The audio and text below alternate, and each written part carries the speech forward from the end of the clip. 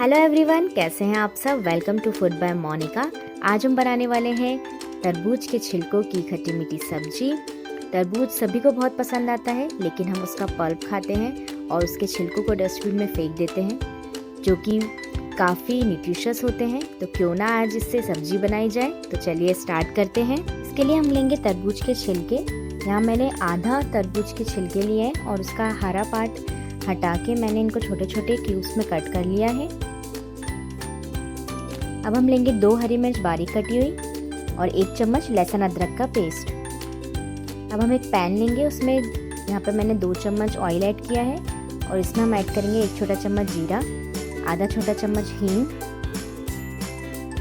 और लहसुन अदरक का पेस्ट। और इसमें हम ऐड करेंगे हरी मिर्च और इसको हम अच्छे से सॉटे कर लेंगे।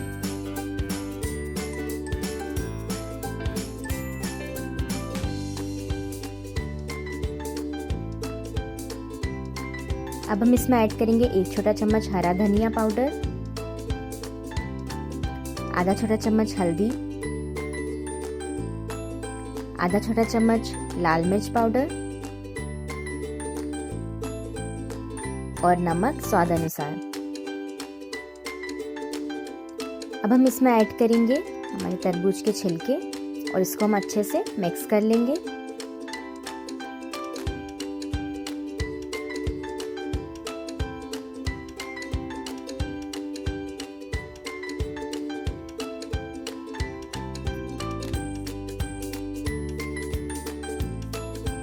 इसमें मैंने पानी ऐड नहीं किया है क्योंकि तरबूज में ऑलरेडी खूब सारा पानी होता है।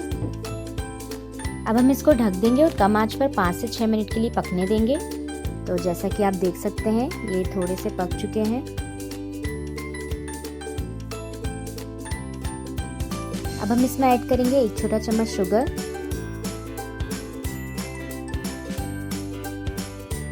1 छोटा चम्मच गरम मसाला और 1 छोटा चम्मच अमचूर पाउडर और इसको हम अच्छे से मिक्स कर लेंगे।